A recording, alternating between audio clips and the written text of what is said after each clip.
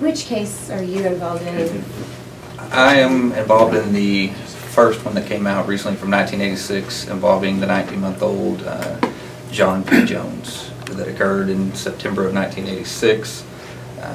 During that investigation, the detectives had conducted the investigation and ultimately arrested his aunt and uncle at the time, Patricia Jones and Juan Jones. During that investigation, the detectives determined that the child, John P. Jones, had allegedly fallen off of a bed in the house of Patricia and Juan Jones. Was ultimately taken to the hospital where he passed away 5 days later from severe head injuries. During the investigation in 1986, the medical examiner's office conducted an autopsy of John Jones and found that he had severe blunt force trauma to the head. It was ruled a homicide, and further that the injuries were not consistent with a fall from a 3-foot-high bed.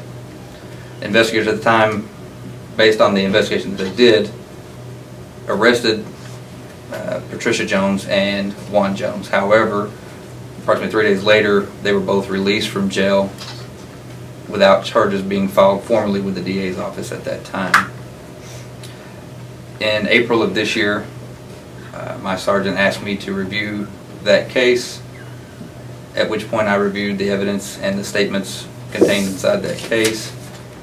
Based on the information I found inside the cases, I met with the district attorney's office to discuss what I had found relating back to Patricia Jones. Again, we further met with the medical examiner's office to confirm what we felt was probable cause to suspect that it was a homicide and who was involved and responsible for that death. Following that, I interviewed Patricia Jones for the second time since 1986, which she provided the same statement as she did in 1986.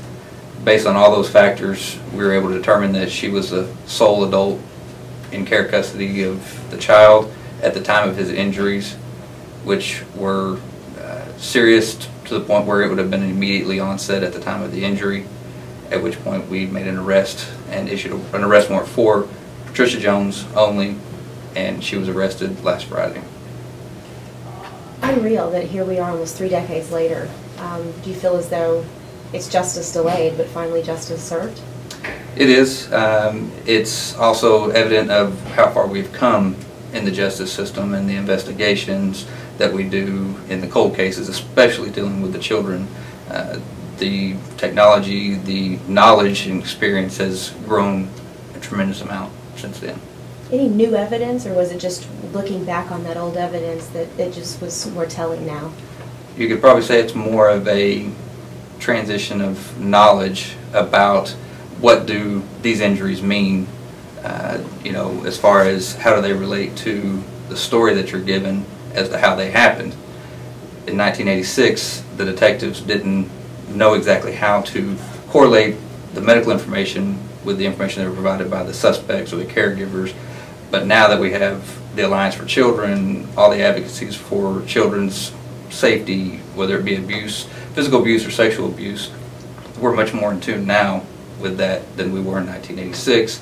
Therefore, it's much easier to speak to a medical professional or a medical examiner and work together along with the DA's office to be able to make those prosecutions more possible even 3 decades later.